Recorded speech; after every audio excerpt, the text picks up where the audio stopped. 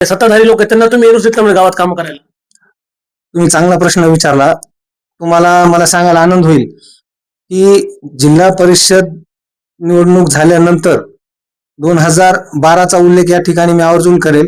2012 मध्ये माझ्या पत्नीचा त्या ठिकाणी सन्मान्य पालकमंत्री जिल्हा परिषद उमेदवार बोरीत असताना 180 मतांनी त्या ठिकाणी पराभव झाला.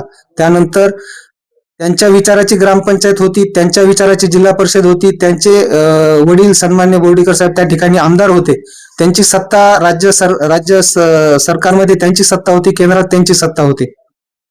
आणि त्या परिस्थितीमध्ये ज्यावेळेस विरोधी पक्षाला किंवा त्यावेळेस आम्ही विरोधी पक्षात होतो, आम्हाला त्यावेळेस एनओसी साठी विकास कामांसाठी एनओसी त्यांच्या विचाराची ग्रामपंचायत असताना या आधी कधीही देण्यात आलेली नाही. त्यामुळे जे कोणी असं म्हणते की ग्रामपंचायत एनओसी देत नाही, मी उलट त्याच्या असं म्हणेल की त्यांना काम करायचं नसते आणि त्याचं कुठेतरी खापर फोडायचं असते, तर ते ग्रामपंचायत एनओसी देत नाही. यामुळे त्यांनी त्या ठिकाणी तसा प्रोपगंडा केलेला आहे, परंतु तसा कुठलाही नाहीये.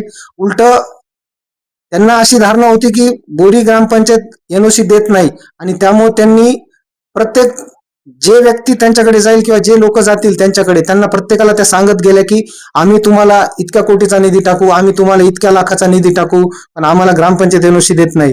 म्हणजे या विकास कामामध्ये त्यांना जे राजकारण करायचं होतं तसं आम्हाला राष्ट्रवादी काँग्रेस पक्षाला विकास कामामध्ये राजकारण करायचं नाही. माझे जे कोणी हे राजकारण करत आहे त्यांना एकच विनंती करायची, आम्ही जर 50 लाखाचा, आम्ही जर 1 कोटीचा निधी बोरी आणि परिसरासाठी आणू, तर आपण सन्मान्य पालकमंत्री आहात, आपण 5-5 खात्याचे त्या ठिकाणी राज्यमंत्री आहात. मी जर 1 कोटीचा निधी आणला तर बोरी आणि परिसराच्या विकासासाठी आपण निश्चितच 2 कोटीचा निधी आणावं.